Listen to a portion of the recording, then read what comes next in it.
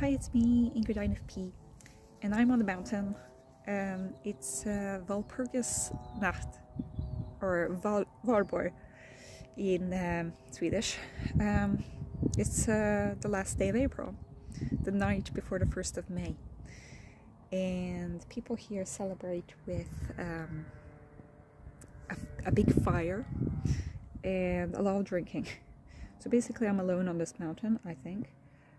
Because everybody else is preparing for, like, buying alcohol. Basically everybody is at the alcohol store, because in Sweden basically the liquor store is a monopoly, so everybody has to go to that store, and that store has like small opening hours, and everybody stays in line. The ritual before each party. Tomorrow is a holiday, so nothing happens here on the 1st of May. In France, people go on strike, and they buy Lily of the Valley, because that's traditional for the 1st of May there. Here, not much is blooming, but the cherry blossoms are starting to bloom. And magnolias are slowly coming out.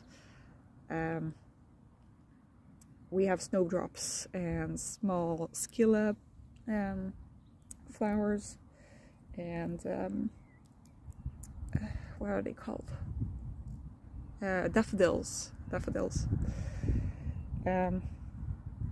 But I'm still waiting for a lot of the trees to become green and such. Anyway, I'm sitting on a mountain, and I've been reading this book, The Age of Magical Overthinking, Notes on Modern Irrationality, by Amanda Montell. She also wrote a book called Cultish, which I'm planning to read after this, because I like cults. This one is about, well, magical overthinking, superstitions, conspiracy theories, different magical thinking biases that we have, celebrity worship, that kind of thing. I'm only 50 pages in, but it's very good. There was one thing where I think that also INFPs can probably really relate to this. I don't have a lot of these conspiracy theories that I believe in, but it does talk about the frequency bias, which is something that medical students experience, and I have experienced this too, where basically you have just read about a certain condition or just met a patient with a certain condition, and then suddenly you start seeing it everywhere.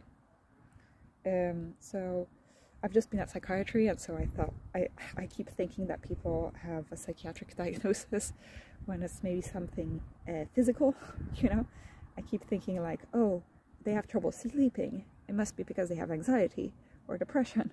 And I was like, well, no, they wake up at night because they have to go pee or something. And I'm like, okay, yes. But it's not affecting the care of my patients, so it's okay. There was a time when I thought that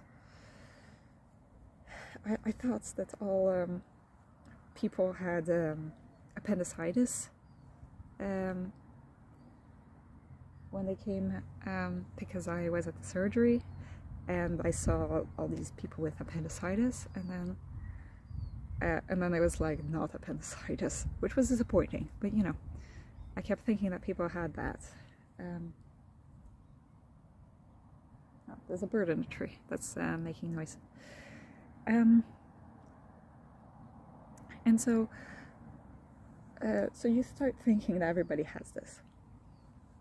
But I think that there isn't just sometimes things come in waves, and you can start thinking that it's because of something. You can relate it to something else.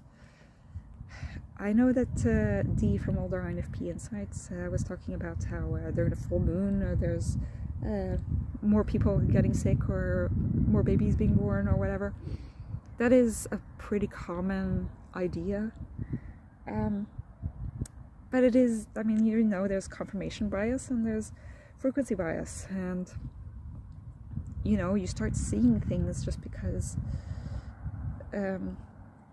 we humans try to find meaning in things, and so we couple two and two together, you know. And I'm not free from this. Of course I have also these things. I'm like, oh, you know, this happened because this happened, when actually these things are just random coincidences in the universe.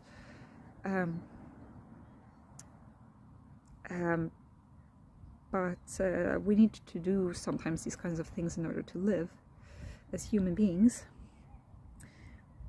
But yeah, so I have met a lot of patients nowadays. This past month, 3 patients have told me that they think that they have histamine intolerance, and that's why they have stomach problems. And I'd never heard of this before. And suddenly I have 3 patients who tell me this. And I'm like, okay, so I look into it and stuff. It's not something that I can diagnose, because it's not a diagnosis in like the ICD. It's not something that I can take a blood sample on, because the blood sample that apparently you can use is called the DAO enzyme. And it's not something that I can take in my region. I don't know if you can take it in Stockholm, maybe. But what would I even do with the result, you know? And the patients get kind of angry when they don't get what they want. And it's like, well, sometimes my hands are tied, like I can't really do anything. Sometimes patients have this idea that I can find out anything. I will be able to find a diagnosis, and I will be able to find a cure. And it's, medicine, unfortunately, is not like that. It's very much guesswork. I don't want to make it sound like I'm just a quack doctor who's just like inventing stuff on the spot, but that is kind of a lot of what medicine is just trying to figure out something that works. And sometimes we don't find out the diagnosis, oftentimes we can't really treat it, or we find ways to make it better, but it's not like that great. We aren't super advanced, really. I mean, we are much more advanced now than we were 100 years ago, but you know, we are mortal, fallible beings with diseases that we cannot cure. And sometimes these are things that just cure themselves, you know, without any need of even not only modern medicine, but also any kinds of beliefs. You know, sometimes things just go away. Sometimes it's not because you, you know, had your lucky charm on you that you stopped feeling this way. I know that there are people who believes in this kind of stuff who are my patients. I don't really believe in that kind of stuff, but I do know that I am sometimes prone to that. I mean, you know, we do want to create meaning out of the world, make sense of things, you know. It's always more satisfying when things make sense. But we need to be able to be comfortable with the fact that a lot of things don't make any sense, you know, because otherwise we're just, you know, we're taking ourselves too seriously, or we're taking other people too seriously. Sometimes things are just shit, and sometimes things are just random, and sometimes things just are confusing and make no sense. And I think that for a lot of people that is very, very scary. And that is something that makes people scared of, for example, death, because it's the unknown. It doesn't, you know, make sense really. And so I think that this book is really